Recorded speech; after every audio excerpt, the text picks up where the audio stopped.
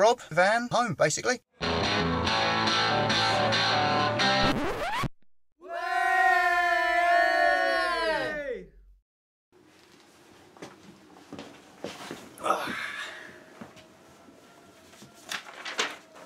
everyone and welcome to the bonus Q&A episode celebrating 1,000 subscribers here on YouTube.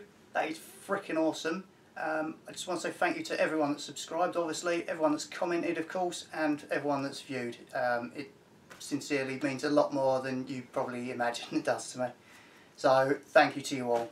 Now I know I like watching van conversion videos.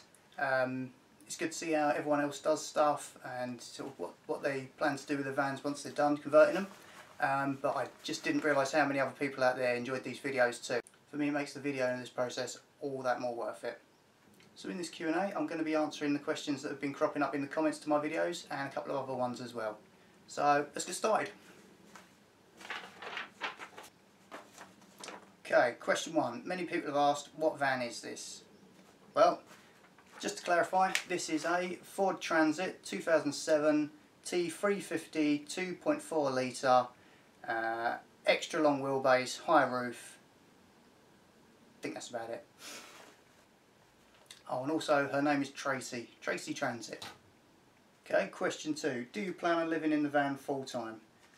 Yeah, absolutely do. Although I won't be going travelling, I do intend on taking some extended holidays, just to go driving around Europe and such. Should old Tracy be up to the task? Question 3. What are your plans for installation? Okay, so let's have a look around. What have I got? Mostly we'll be going with the 50mm Celotex installation board, which I think most people go with on their van conversions. It's super easy to cut and shape and put where you need it. I've got some of it down already here. Other than that, for the slightly narrower parts we're going to be using the cut up pipe lagging or pipe insulation that I've used under the floors. And for the really narrow bits we're just going to have to make do with the foil bubble wrap. Of course, once all the Celotex board and pipe lagging's in place, that will be covered in a layer of foil bubble wrap as well. Question number 4. Why no door to the cab area? I'll show you why.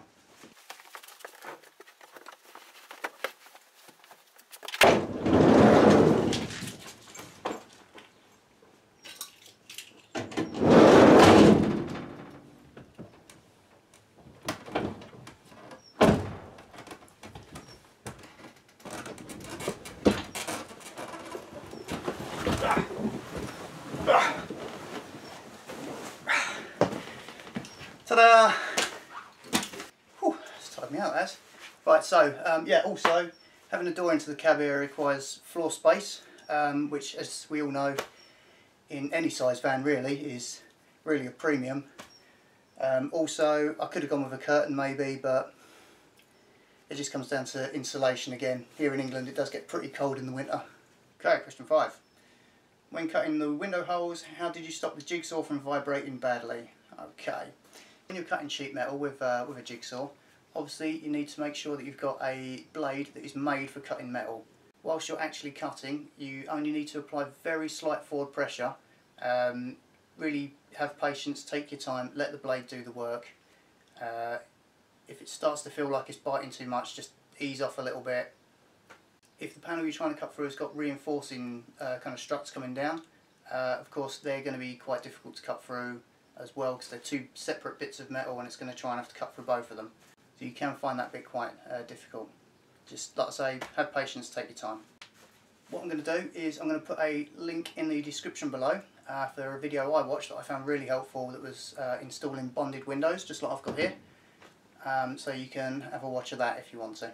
Also, in the not too distant future, I'm going to be putting another window on the sliding door. So I might do a better video on that and sort of go more into detail of how I'm doing it and stuff, so you can see how it's done there as well. Question 6. Did you screw the floor battens straight into the floor of the van? Yes, I used stainless steel self-tapping screws. When I took the screws out originally from the old floorboard that was in, there wasn't any signs of rust around the holes where the screws come out, so I'm quietly confident that The new screws that have gone in aren't going to cause any rust issues around the bottom of the van. If you want to play it really safe, you can coat the bottom of the van in vehicle underseal, which just helps protect it, or you can just put bits around where you put the screws in. Question 7. When is your next video? Well, if I had £1 for every time I got asked that. Well, I try and get videos out as much as I can, but usually they're going to be around every 2 to 3 weeks. I really don't get as much time to work in here as I'd like, but yeah, I try to get videos out as much as possible. Question 8. The bulkhead window, is that just normal glass? So for those that saw I haven't got it fitted yet, but the window that I built for the bulkhead here, yes, that was using normal glass. I'm totally going to change that out though for perspex, as it's just safer and it's a hell of a lot lighter as well. That glass window is actually quite heavy, so we're going to get that changed out. Question 9. Hey, what green wire? Yeah, I'm colourblind, so be prepared for me getting a lot of colours wrong. And finally, question 10, could you let us know where you're getting your materials / tools from? Okay, so general rule of thumb, I try to get as much as I can from stores locally. Mostly any tools I buy, I try and get from a store, because then if they don't work, I can just take them back. As returning stuff online is just an absolute pain and just holds me up even more. Timber, when getting timber, make sure you go somewhere where you can actually pick the timber yourself. If you order it online, they're probably just going to give you all the rubbish bits that have got knots and it's all bowed and really ain't very good. If you go out and pick your own timber, you can get much better stuff. So that's a little tip there. Other than that, it's just sort of non-mechanical things I order online. So this glass for the window, the trim that went around it, the adhesive spray, this automotive carpet, that was all ordered online. And I'd just like to finish by saying that I've put 3 links in the description below. One, as I've already mentioned, is the bonded window fitting. The second is going to be a good video that someone's done on soldering, if someone wants to watch that, if they're going to do some soldering. And last but not least, as from the statistics at least, 38% of people watching these videos from the UK. I'm going to put a link into the DVLA document, which is called Requirements of Converting a Vehicle into a Motorhome, or something like that. So yeah, you can check out any of those in the links below in that order. Knock yourselves out. Okay, and that concludes our bonus episode Q&A, celebrating 1,000 subscribers. Absolutely amazing. As always, keep your comments and questions coming in.